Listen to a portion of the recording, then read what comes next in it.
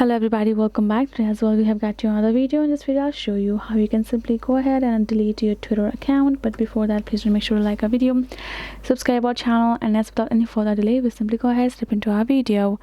For the matter, first of all, let's access our particular Twitter app on our mobile phone. And once we have opened up, this kind of interface gonna appear, right?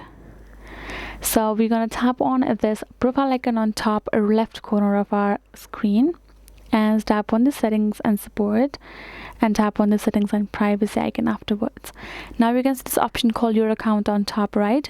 That's what we need. Tap on it and tap on this deactivate account. So the thing is that you do not have a direct delete account option.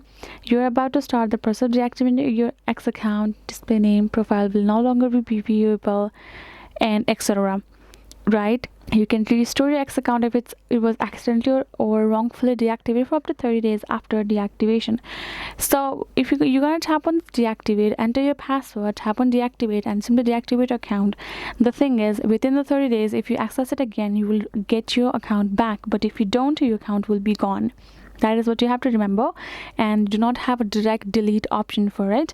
Simply deactivating and not activating it for 30 days will do the work.